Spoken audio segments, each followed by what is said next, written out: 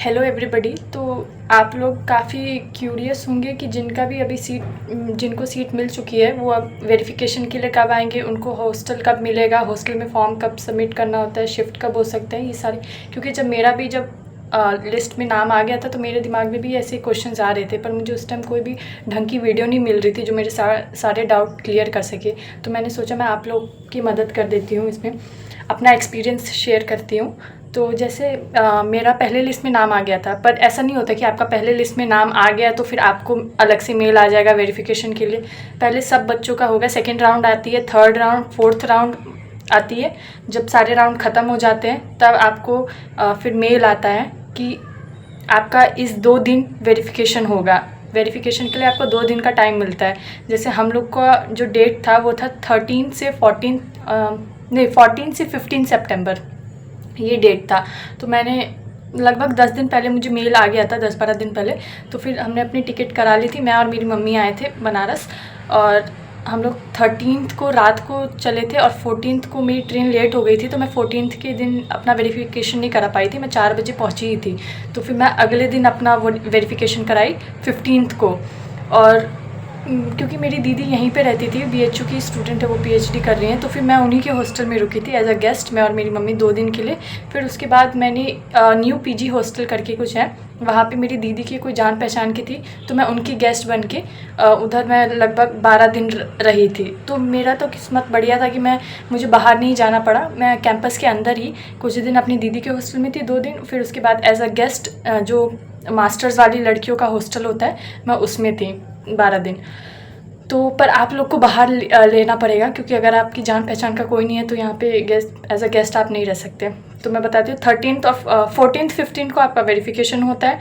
फिर आपकी पहली क्लास होती है 17 सितंबर को। मेरी जो हुई थी पहली क्लास वो थी 17 सितंबर को। 17, 18, 19 लगभग 3-4 दिन का ओरिएंटेशन प्रोग्राम होता है, जिसमें आपको सब कुछ डिटेल में बताया जाएगा कि मैं एमएमवी में हूँ, तो फिर हम लोग को बताया गया था एमएमवी कितना बड़ा है, इसमें कितने हॉस्टल्स हैं, या और सारी आपको डिटेल जानकारी मिलेगी करिकुलम की, एनईपी के बारे में। ये सब 4 दिन में ओरिएंटेशन होता है, तो वो अटेंड कीजिएगा, उससे आपको पूरा ओवरव्यू मिल जाएगा कि आप कहाँ आए हैं, कैसा आपका 4 साल रहेगा। और फिर उसके बाद 17 को जब पहला ओरिएंटेशन डे था, उसके बाद 18 सितंबर को कुछ बच्चों को मेल आया था, मुझे नहीं आया था, कुछ बच्चों को मेल आया था हॉस्टल अलॉटमेंट का, और उसमें मेरा नाम नहीं आया था। तो मैं काफ़ी पैनिक हो गई थी कि मेरा फर्स्ट लिस्ट में नाम आया है, फिर भी मुझे हॉस्टल क्यों नहीं मिला, मेरा डिस्टेंस भी ज़्यादा था। तो आप लोग ऐसे पैनिक मत होइएगा, क्योंकि मैं हो गई थी जो नहीं होना चाहिए था, कि मैं पहली बार था ना, मुझे ये आइडिया था कि ऐसा नहीं होता कि पहली लिस्ट में सबको मिल जाता है।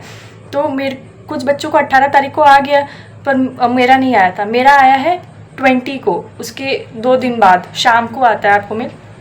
शाम को लगभग 5 बजे लगभग मेल आया कि आपको भी हॉस्टल अलॉटमेंट हो गया है। मैं साथ में डाल दूंगी कि वो मेल दिखता कैसा है। तो ऐसा मेल आता है, फिर आप उसको लॉगिन करते हैं, आपको एक पासवर्ड मिलता है, फिर आप लॉगिन करेंगे तो आपको अपने पोर्टल पे भी दिखने लगेगा कि आपको हॉस्टल अलॉट हो गया है। तो कुछ बच्चों को 18 को आया, कुछ बच्चों को 20 को आया, मुझे भी 20 को आया था हॉस्टल अलॉटमेंट।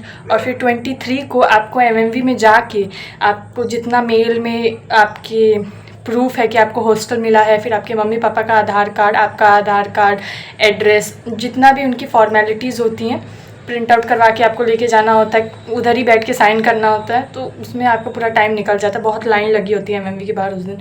23 को फिर अलॉटमेंट आपको आपका हॉस्टल रूम मिल जाएगा। फिर हमारा हॉस्टल अंडर कंस्ट्रक्शन था, तो हम लोग को लगभग 3 दिन और टाइम मिला था, 4-5 दिन का मिला था शायद शिफ्ट होने के लिए।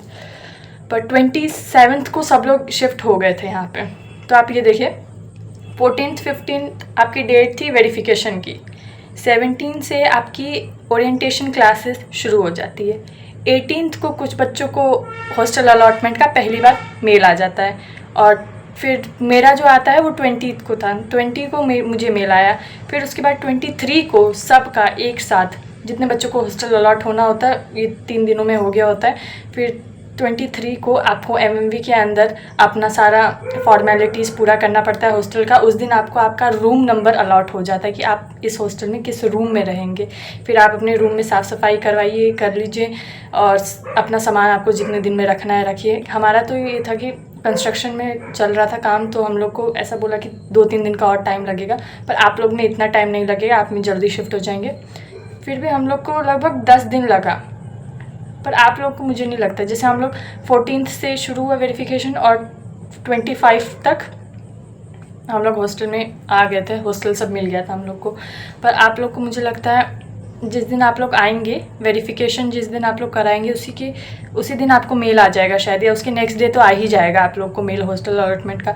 तो आप लोग रहेंगे भी तो 1 दिन 2 दिन के लिए बाहर आप कोई होटल में रह सकते हैं। मेल आपको हॉस्टल का आ गया, फिर आप वेरिफिकेशन करा लीजिए, अपना हॉस्टल का फॉर्मेलिटीज़ पूरा कीजिए, आप शिफ्ट हो जाइए 2-3 दिन में, तो जल्दी शिफ्ट हो जाएंगे आप। अगर आपको मेल नहीं आया तो फिर आप समझ जाइए कि आपको हॉस्टल नहीं मिलेगा इस साल। फिर आप बाहर पीजी ढूंढ लीजिए, बाहर बहुत सारी लड़कियां रहती हैं। सीर गेट है, सीर गोवर्धन गेट है, हैदराबाद गेट है, चित्तपुर है, लंका है, बहुत सारे आपको पीजी मिल जाएंगे। यूनिवर्सिटी है तो इसके आसपास तो बहुत बथेरे आपको पीजी मिल जाएंगे।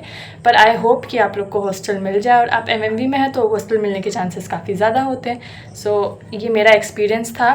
ऑल द बेस्ट जिनको अभी नहीं मिला है, आई विश मिल जाए आप लोग को भी।